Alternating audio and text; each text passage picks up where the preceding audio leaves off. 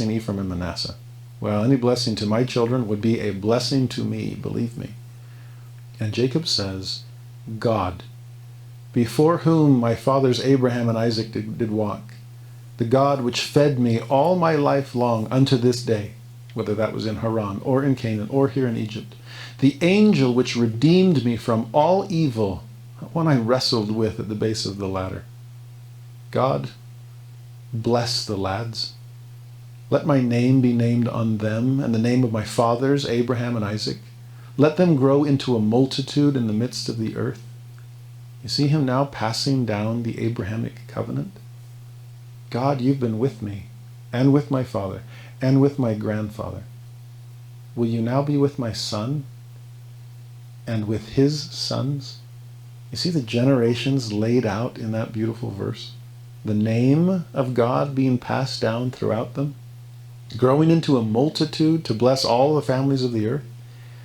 Well, verse 17, when Joseph saw that his father laid his right hand upon the head of Ephraim. So there I wondered, like, wait, did you peek in the middle of the blessing? So they're going, wow, Abraham, Isaac, my boys. Oh, my boys, I wonder if they're fidgeting down there, right? And there he is, arms folded, eyes closed, head bowed, but then he peeks. And he looks, and there's Dad with his arms crossed. And Joseph's like, no, Dad. You understand how deliberate I was? I did it on purpose. And Dad's like, I know, and I did this on purpose too. Oh, my eyesight may be failing, but my spiritual vision has never been more clear. I know exactly what I'm doing here. So, leave my hands alone. When Joseph saw it, it displeased him. He held up his father's hand to remove it from Ephraim's head unto Manasseh's head. He's interrupting the blessing, like, no, down, picking up this hand and moving it over. Joseph said to his father, not so, my father. This is the firstborn. Put thy right hand upon his head. But his father refused and said, I know it, my son. I know it. He also shall become a people, just like Ishmael became a people, just like Esau became a people. He shall also be great, Manasseh will. He has a glorious future.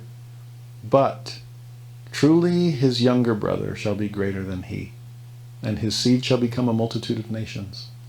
Again, we don't know why, but there will be something about Ephraim, that God is choosing them and multiplying them into a multitude of nations that can then go and gather the rest of the family home. That's what the birthright blessing is all about.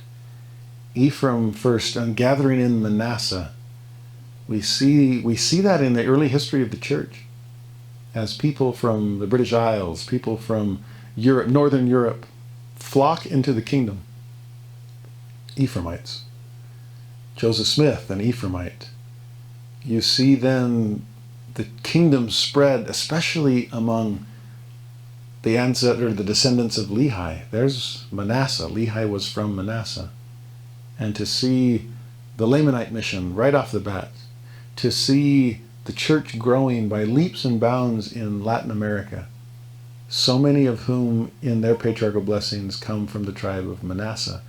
Ephraim and Manasseh, it's like 1A and 1B, Joseph's tribes, birthright blessing, double portion, a multitude of nations coming into the kingdom of God, with the responsibility to bring the rest of the family, and from there, bring all the families of the earth. Choose all to be chosen with you.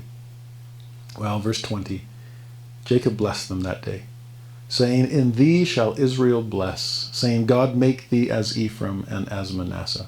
And he set Ephraim before Manasseh.